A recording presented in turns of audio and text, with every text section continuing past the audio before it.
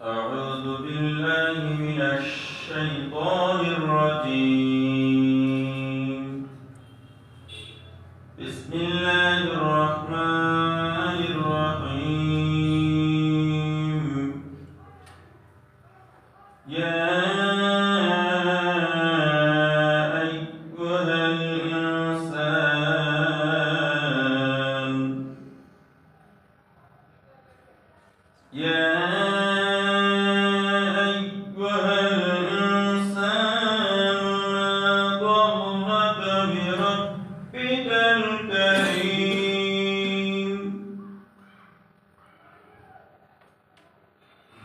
الذي خلقك فسواك فعدلك في أي صورة ما شاء في أي صورة ما شاء ركبك. صدق الله العظيم.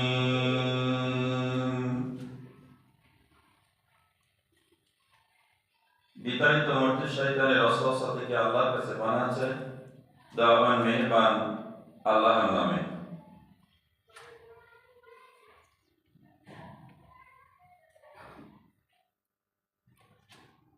হে মানব সম্প্রদায়, কিসে তোমাকে ধোঁকায় ফেলিয়া রাখিয়াছে? মেহেরবান আল্লাহ হইতে, যিনি তোমাকে সুস্থ সুন্দর আকৃতিতে সৃষ্টি করিয়াছেন এবং আপন ইচ্ছা অনুযায়ী আকৃতি দান করিয়াছেন। আল্লাহ রাব্বুল আলামিন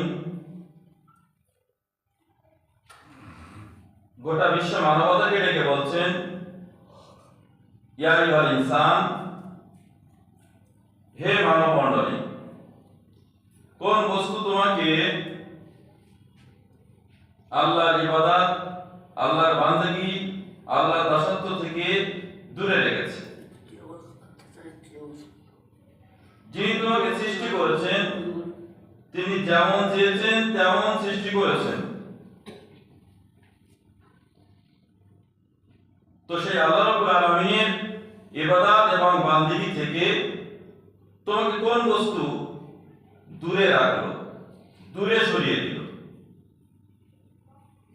পৃথিবীতে অধিকাংশ মানুষ আল্লাহর ইবাদত করে না, আল্লাহকে বিশ্বাস করে না। তো আল্লাহ পাক তাদেরকে ডেকে বলছেন যে তোমাকে ধোঁকায় ফেলেছে কে? কোন জিনিসটা তোমাকে ধোঁকায় ফেলেছে? আল্লাহর স্মরণ থেকে, আল্লাহর জিকির থেকে, আল্লাহর ইবাদত বান্দিগি থেকে তোমাকে কোন বস্তু তোমাকে দূরে রাখে? এটা বিশ্ববাসীকে আল্লাহ রাব্বুল আলামিন জিজ্ঞাসা করেছেন। এবার আমাদের চিন্তা, আমাদের ভাবনা যে আমরা আল্লাহর ইবাদত করি না কেন, আল্লাহ জিকির করি না কেন, আল্লাহ তাসবিহ করি না কেন? আজকে আমরা একটি সুস্পষ্ট বিষয় আলোচনা শুনব। অল্প সময়ের মধ্যে আলোচনাটি আমরা শেষ করব যে আল্লাহ জিকির, আল্লাহ তাসবিহ এ ব্যাপারে আমরা কতটা সচেতন, কতটা আমরা এ ব্যাপারে চিন্তা ভাবনা ফিকির করছি। আমরা একটু নবী করিম সাল্লাল্লাহু আলাইহি ওয়াসাল্লামের শিশুকালের কথা একটু স্মরণ করে নিই। 12 রবিউল আউয়াল নবীজি পৃথিবীতে আসলেন, জন্মগ্রহণ করলেন সোমবারে। তো সোমবারে জন্মগ্রহণ করেছিলেন, এই বিবরণটা দিয়েছেন ওনার দাদা। ওনার দাদার নাম হচ্ছে আব্দুল মুত্তালিব। আব্দুল মুত্তালিব হচ্ছে মক্কার মুতাওয়াল্লি, মক্কার দায়িত্বশীল। যখন তিনি জন্মগ্রহণ করবেন, মানে সোমবার রাতে ভোরবেলায়, তো বিশ্বনবী দেখলেন, বিশ্বনবী জন্মের রাত্রে আব্দুল মুত্তালিব দেখছেন আসমানে একটা তকবীর ধ্বনি তিনি শুনতে পেয়েছিলেন এবং কাবা মক্কা দুলতে শুরু করেছিল। মক্কার যে দোলন, এটা তিনি অনুভব করলেন।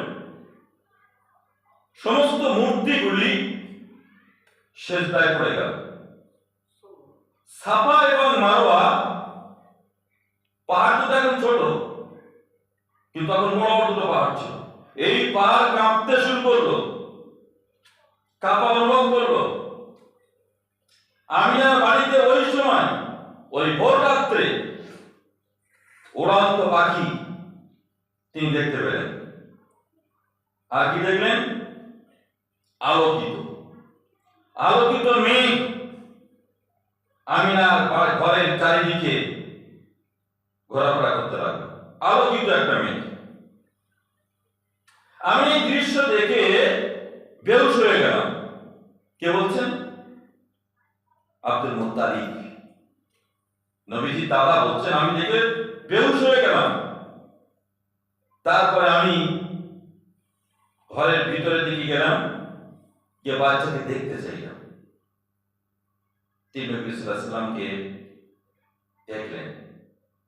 দেখেই মুখ থেকে অজান্তে একটা শব্দ বেরিয়ে আসলো। শব্দটার নাম হচ্ছে মুহাম্মদ। সুবহানাল্লাহ। অজান্তে মুখ থেকে নাম বেরিয়ে এসেছে। তিনি নাম রাখার উদ্দেশ্যে বাচ্চাকে দেখতে চাননি। আব্দুল মুত্তালিব বলছেন, আমার মুখ থেকে অজান্তে মুহাম্মদ শব্দটা বেরিয়ে আসলো, যার অর্থ হচ্ছে বিপুল প্রশংসিত। নবীজির নাম এভাবে আল্লাহ রাব্বুল আলামিন কাবার মুতাল্লিব মুখ থেকে উচ্চারণ করিয়ে দিলেন। হালিমা রাদিয়াল্লাহু তাআলা আনহা, এটা ছিল দুর্ভিক্ষের বছর। দুর্ভিক্ষ আর দুর্ভিক্ষ। রাসূল কারীম সাল্লাল্লাহু আলাইহি ওয়াসাল্লাম যখন এই দুর্ভিক্ষের বছরে জন্মগ্রহণ করলেন, গোটা আরব দেশে অলিতে গলিতে, খেজুর গাছগুলিতে, অন্যান্য ফলের গাছগুলিতে বিপুল পরিমাণে ফল ধরল। সুবহানাল্লাহ।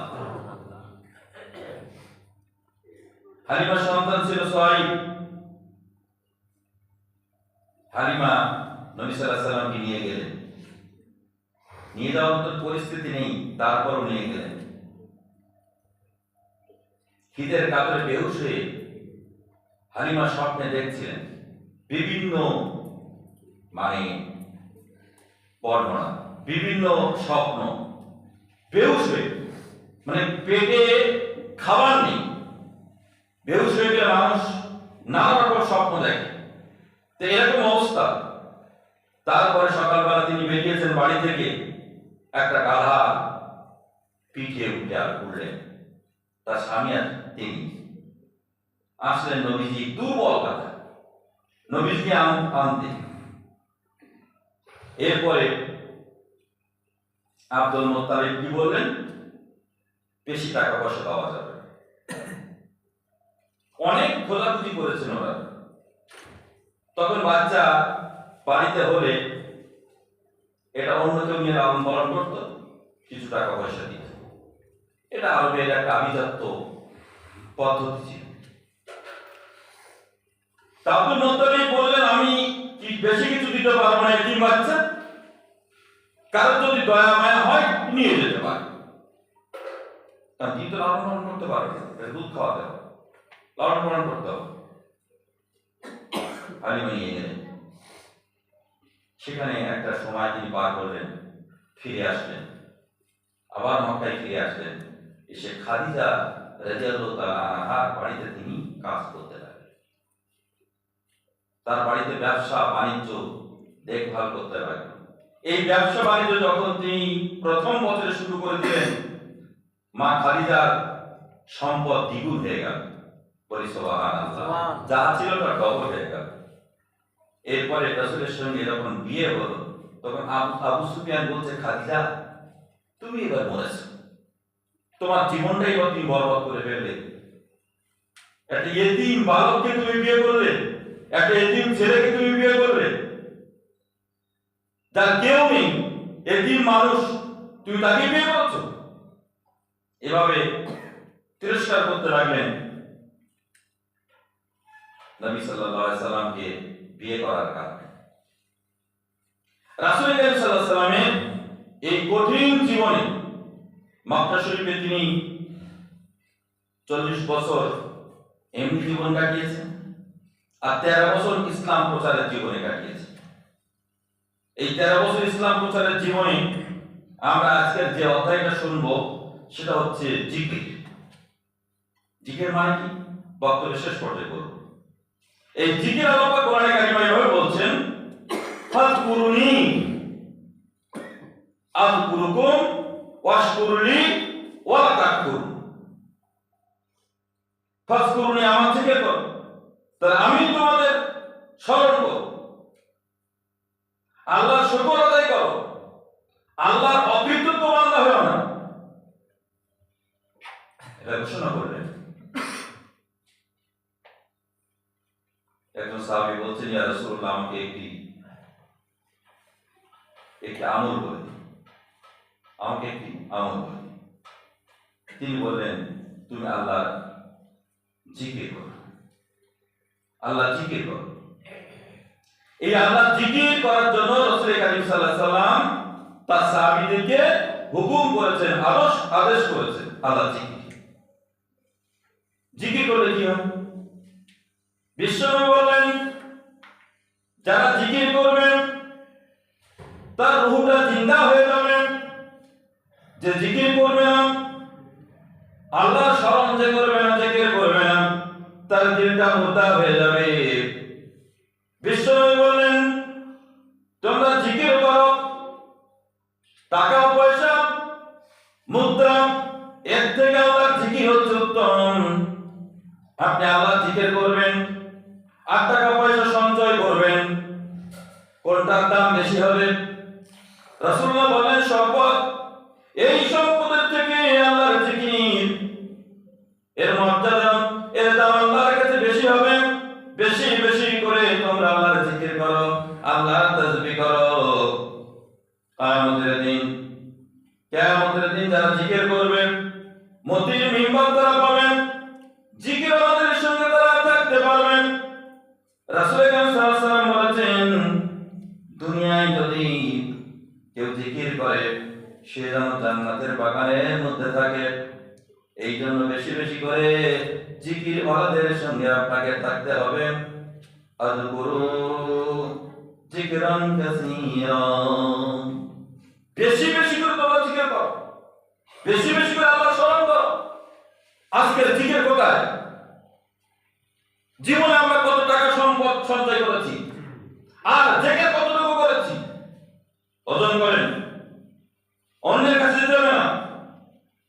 আমার ওজন আমি নিজেই করতে পারবো।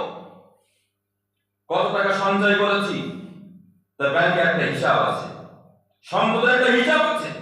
কিন্তু আল্লাহর জিকির কত করেছি, হিসাবটা একেবারে হাতে গোনা, একেবারে হাতে গোনা। এই মুখ আমাকে জান্নাতে নিয়ে যাবে, এই মুখ আমাকে জাহান্নামে নিয়ে যাবে। এই মুখকে আল্লাহর জিকির করতে হবে। আমি এখানে একজন মহান ব্যক্তি হযরত খেজর আলাইহিস সালামের কথা বলবো। তাকে কেউ বলেছে নবী, কেউ বলেছে ওলি, কেউ বলেছে ফেরেশতা। আমি কোনো পর্যায়ে যাব না, এগুলি ইখতিলাফ, বিভিন্ন মুফাসসির বিভিন্ন কথা বলেছে। এগুলি আমরা মারামারি করবো না, বিতর্ক করবো না, তার নসিহত করব।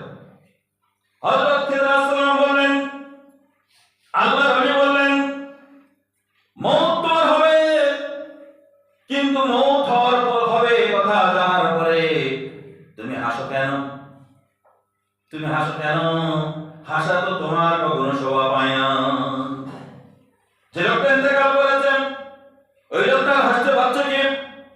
নিরানব্বই করে চলে গেল, তার আত্মীয় স্বজন কাঁদেন, তার পড়া প্রতিবেশী কাঁদে।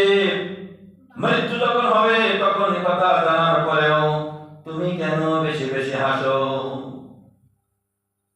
কাঁদো তখন, হাসো তো বেশি। প্রিয় বন্ধুগণ, হযরত খেজর বললেন, দুনিয়া খতম হয়ে যাবে, দুনিয়া শেষ হয়ে যাবে, এই দুনিয়ার কোনো বিন্দু থাকবে না। এরপরও জেনে দুনিয়ার মহব্বত করো, দুনিয়াকে ভালোবাসো, এটা জানার পরেও দুনিয়াকে ভালোবাসো। আল্লাহর ওলিরা বুঝতে পেরেছিলেন, আল্লাহর ওলিরা জানতেন, সাহাবায়ে কিরাম জানতেন, কিন্তু আমরা বুঝতে পারলাম না, বুঝেও না বোঝার ভান করি। এই দুনিয়া খতম হয়ে যাবে, এরপরেও দুনিয়াকে এত বেশি মহব্বত করি কেন? হযরত খেজর বলেন, তকদীরকে বিশ্বাস করো, তকদীর বিশ্বাস করার পরেও সব সময় কি করো? হাওতাস করো, আফসোস করো। এটা তো বোকামি, এটা তো মূর্খামি। কারণ তুমি তো বিশ্বাস করো তকদীর, আমার তকদীরে আল্লাহ যা দেয় ওটা আমি বিশ্বাস করি। যখন তোমার বিপদ আপদ মুসিবত নেমে আসে, তখন তুমি আফসোস করতে থাকো, আল্লাহ ওকে দিয়েছে আমাকে দেয়নি। কেন আফসোস করো? কেন আফসোস করো? তুমি কি ঈমান এনেছো তকদীরের প্রতি? তোমার সম্পদ হয় নাই, তোমার ছেলে হয় নাই, মেয়ে হয় নাই, তাই তুমি আফসোস করছো। তকদীর জানার পরেও আফসোস করো। হযরত খেজর বলছে, তোমার মতন জাহিল মূর্খ আর কোথায় আছে? আফসোস কেন করো? তুমি কি ঈমান এনেছো আল্লাহর প্রতি, তাকদীরের প্রতি? জামার তকদীরে যা হয় আল্লাহ থেকে হয়। হায় মুসলমান, জাহিলিয়াতের জীবনে চলে যাচ্ছি আমরা। আখিরাতে হিসাব দেওয়া লাগবে। খেজর আলাইহিস সালাম বলছেন, আখিরাতে হিসাব দেওয়া লাগবে, বিন্দু থেকে বিন্দু হিসাব দেওয়া লাগবে।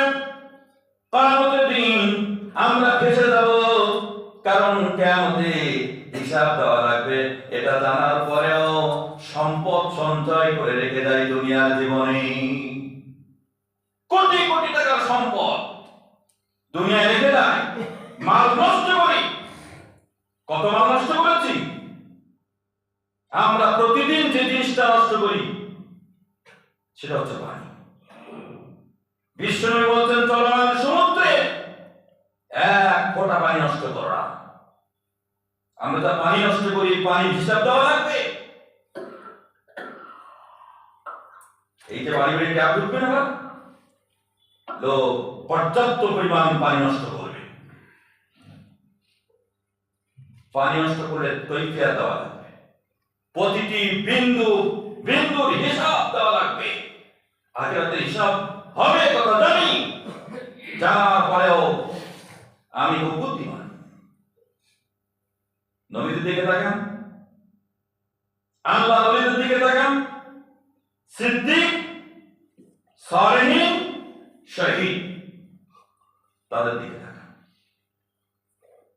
হযরত খেজর বলছেন, গোপনে দান করো, গোপনে দান করো, প্রকাশ্যে দান করা জায়েজ। তারপরও খেজর বলছে, গোপনে বেশি দান করো। যে ব্যক্তি নীরবে আল্লাহর জিকির করে, আল্লাহর তাসবিহ করে, নীরবে নির্জনে, এটি নির্জনে যান না। নির্জনে আমরা কখন যাই? যখন পিতার কাছ থেকে, মায়ের কাছ থেকে, বোনের কাছ থেকে, স্বামীর কাছ থেকে যখন দুঃখ কষ্ট পাই, নির্জনে বসে চোখের পানি ফেলে দেই। আল্লাহর কত নাফরমানি করেছি, নাশকরি করেছি, কিন্তু নির্জনে আমরা যাই না। নির্জনে চলে যান, নিরালায় চলে যান, একাকী আল্লাহর কাছে কাঁদেন, আল্লাহকে বলেন, হে আল্লাহ, তোমার স্মরণ করি, তুমি আমার জীবনের গুনাহ মাফ করে দাও, তুমি আমার জীবনের গুনাহগুলি মাফ করে দাও। নীরবে নির্জনে আল্লাহর দ্বারা জিকির করবে, চিন্তা ফিকির করবে। আল্লাহ নবী বলেছেন, 60 বছর ইবাদত করলে যা সব, নির্জনে একাকী বসে ইবাদত করলে সেই সব পাওয়া যাবে। বলি সুবহানাল্লাহ। হযরত খেজর বলতেছেন, তিনটি বস্তু উত্তম, তিনটি বস্তু তোমরা সঞ্চয় করো, তিনটি বস্তু তোমরা জোগাড় করে নাও। এক নম্বরে আল্লাহর জিকির, আল্লাহর জিকিরকে পুঁজি করে নাও, আল্লাহর জিকির পুঁজি করে নাও। লা ইলাহা ইল্লাল্লাহ, এটা হলো মেন পুঁজি। সুবহানাল্লাহ, আলহামদুলিল্লাহ, আল্লাহু আকবার, এই পুঁজিগুলি সঞ্চয় করে নাও। লা ইলাহা ইল্লাল্লাহ, এর মধ্যে কোনো ভেজাল নাই। এই কথা বারবার স্মরণ করো, বারবার বলো, লা ইলাহা ইল্লাল্লাহ, আল্লাহ তুমি ছাড়া কোনো ইলাহা নাই। আল্লাহর এই স্বীকৃতি, এই প্রত্যয় আপনাকে দিতে হবে, বারবার দিতে হবে। এই জিহ্বা আল্লাহ কথা বলার জন্য দিয়েছে, কিন্তু আল্লাহর জন্য কতটুকু কথা বললাম, কতটুকু কথা বলেছি? জিকির সকলে একটু বলি, লা ইলাহা ইল্লাল্লাহ, লা ইলাহা ইল্লাল্লাহ, লা ইলাহা ইল্লাল্লাহ, মুহাম্মাদুর রাসূলুল্লাহ। এটি পূর্ণ দুটি বাক্য কোরআনে, লা ইলাহা ইল্লাল্লাহ, মুহাম্মাদুর রাসূলুল্লাহ, পূর্ণ দুটি বাক্য। এটা তো সম্পদ। হযরত খেজর বলছেন 2 নম্বর সম্পদ, আলেম হও, আলেম হয়ে যাও। আলেমের মর্যাদা অনেক, আল্লাহর কাছে আলেমের মর্যাদা অনেক। আলেম মানে জ্ঞান সঞ্চয় করো, ইলম সঞ্চয় করো। ইলম যদি সঞ্চয় করতে পারো, আলেম হতে পারবে।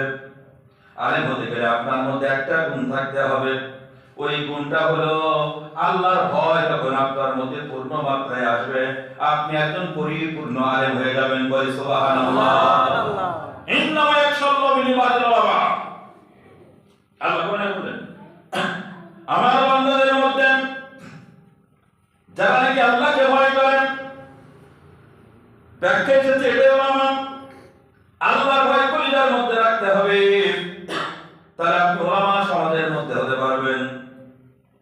3 নম্বরে আপনি সঞ্চয় করবেন। খেজর বলেন, বেশি বেশি করে ইলম অর্জন করো, ইলম অর্জন করো। এগুলো আপনার পুঁজি করুন, সম্পদ করুন। কিন্তু ইলম আজকে আমরা হারিয়ে ফেলেছি। ইলম অর্জন করতে হবে, আলিম হতে হবে, আল্লাহর জিকির আপনার সম্পদ হতে হবে। আল্লাহর জিকির কতটা আছে, আলেম কতটা হতে পেরেছেন, ইলম কতটা অর্জন করতে পেরেছেন, সমীক্ষা করুন। শপথ হযরত খেজর আলাইহিস সালাম, তার কাছে যেতে বলেছে একজন নবীকে, একজন নবীকে খেজর এখানে তাকে বলছে যে তার কাছে শিক্ষা দীক্ষা তোমাকে দেখতে হবে, যাও। খেজর একজন সফল আল্লাহর বান্দা, যার কথা কোরআনে এসেছে।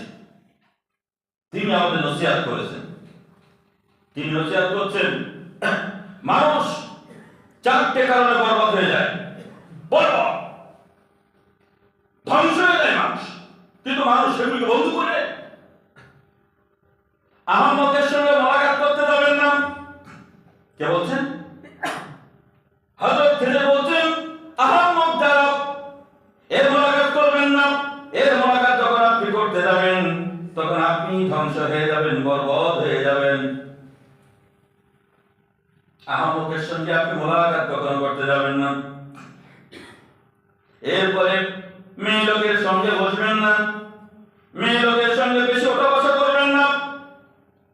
আপনাকে কাপুরুষ বানিয়ে দেবে, আপনাকে কাপুরুষ বানিয়ে দেবে। মেয়েদের সঙ্গে বেশি ওঠা বসা করবেন না। শুধু তাই নয়, খেজর বলেন, মৃত লোকের সঙ্গে অনেক ওঠা বসা করবেন না, মৃত লোকের সঙ্গে বেশি ওঠা বসা করবেন না। এখন আমাদের দেশে নিয়ম হয়ে গেছে, বাবা মরে গেছে, বরফ দিয়ে তাকে রেখে দেওয়া হয়েছে। এটা কোন কথা? রাসূল বলছেন, যদি আসরে মারা যায়, মাগরিবের আগে দাফন কাফন করো, মাগরিবে মারা গেলে এশার আগে দাফন কাফন করো। কি আশ্চর্য! ছেলে আসলো মুম্বাই থেকে, ছেলে আসলো লন্ডন থেকে, মাকে রেখে দেওয়া হলো বরফ দিয়ে। এই বরফে যদি আপনার জীবন্ত মানুষকে যদি বরফে রাখা হয়, কি অবস্থা হবে? মারা গেছে, তার কষ্ট নেই, মৃত্যু যন্ত্র নেই, প্রতিটি শিরা উপশিরা যন্ত্রণায় কষ্টে বিষ পড়ার মতো হয়ে আছে, তাকে আপনি বরফে রাখতেছেন। এই সমস্ত কুপ্রথা, রসম রেওয়াজ আমাদের দেশে চালু হয়ে গেছে। ছেলে তুমি সে কি করবে? বাপের মুখটা দেখলে, মায়ের মুখটা দেখলে দেখি জান্নাত পড়িয়ে দেবে। এই প্রথা ঠিক না। তোমার ভাগ্যে মাটি নেই, তোমার ভাগ্যে জানাজা নেই, তার মানে এই নয় আমি আমার মায়ের সন্তান নয়, আমি আমার বাবার সন্তান নয়। এই প্রথা বন্ধ করতে হবে। অধিকাংশ জায়গায় এই সমস্ত প্রথা হচ্ছে। সম্মানিত ভাইরা, মৃত লোকের সহিত বেশিক্ষণ আপনি অনাবাস করবেন না, এখানে অপেক্ষা করবেন না, স্মরণ করবেন, চলে আসবেন, দ্রুত কাপন করেন। এখানে জ্ঞান, বিজ্ঞান, চিকিৎসা বিজ্ঞান যদি লাগানো হয় অনেক কথা বলা যাবে। রাসূল বলেছেন আমার আর জ্ঞান বিজ্ঞান দরকার নেই। হ্যাঁ, চর্চা করছে যারা করছে, ওটা বিশ্ব মানবতার জন্য কর না। রাসূল বলেছেন কাপন করে ফেলো আসরের আলাদা মাগরিবের আগে, মাগরিবে গিয়েছে এশার আগে, দ্রুত। সম্মানিত ভাইরা, রাসূল বলছেন ওই লোক অধিক মাত্রায় পাপ করলো, অপরাধ করে দিল, ধ্বংস করে দিল নিজেকে। এই যে চারটে কথা বলেছে দেখুন, আহম্মক, মেয়র, মৃত্যু আর পাপ, খেতে বলছেন মানুষকে ধ্বংস করে দেয়। আল্লাহ নবী বললেন যখন কেউ জিকির করবেন, আল্লাহ স্মরণ করবেন, জাহান্নামের আগুন তাকে স্পর্শ করতে পারবে না, জাহান্নামের আগুন তাকে স্পর্শ করতে পারবে না, জাহান্নামের চারিদিকে বেড়া দেওয়া থাকবে। বলি সুবহানাল্লাহ। আল্লাহ তাআলা জানেন আমরা যখন আল্লাহ জিকির করি সুবহানাল্লাহ, আলহামদুলিল্লাহ, আল্লাহু আকবার, লা ইলাহা ইল্লাল্লাহ, তারপর আল্লাহ তাআলা বলতে থাকেন দেখো আমার বান্দারা আমাকে দেখে নাই, আমার জান্নাত জাহান্নাম দেখে নাই, তারপরে তারা আমাকে স্মরণ করে, আমার জিকির করে। তোমরা সাক্ষী থাকো আমার এই বান্দাগুলির तमाम জীবনের গুনাহগুলি মাফ করে দিলাম। বলি সুবহানাল্লাহ। আল্লাহর জিকির শক্তিশালী একটি ইবাদত, শক্তিশালী একটি ইবাদত। এই জিকির আপনাকে সমস্ত পাপ থেকে বাঁচার একটা মহান হাতিয়ার। আল্লাহ জিকির, যখন আপনি জিকির করবেন তখন জান্নাত আপনার জন্য অপেক্ষা করবে। এটা আপনি জানেন, ওই শান্তি অপেক্ষা করবে। খেজুর বলছে তারপরেও দুনিয়ার শান্তির জন্য পাগল। জান্নাতে যে শান্তি, যে আরাম, যে আয়েশ, এটা আমরা জানি। এরপরে দুনিয়ার সামান্যতম আরাম আয়েশের জন্য মারামারি, খাওয়া নিয়ে মারামারি, পয়সা নিয়ে মারামারি, জায়গা নিয়ে মারামারি, একটুকুনি আরামের জন্য। জান্নাতে যে বিশাল আরাম, সে আরামের কথা কি আমরা স্মরণ করেছি?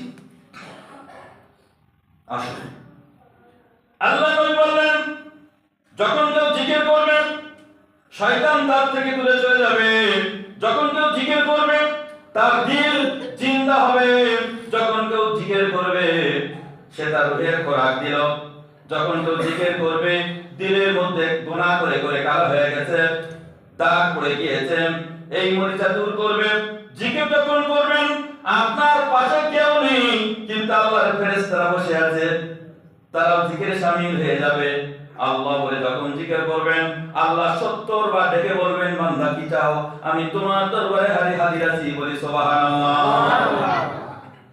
যখন আপনি জিকির করবেন একবার না 70 বার আল্লাহ বলবেন বান্দা কি চাও, জিকির করতে চাই। সুবহানাল্লাহ, আলহামদুলিল্লাহ, লা ইলাহা ইল্লাল্লাহ।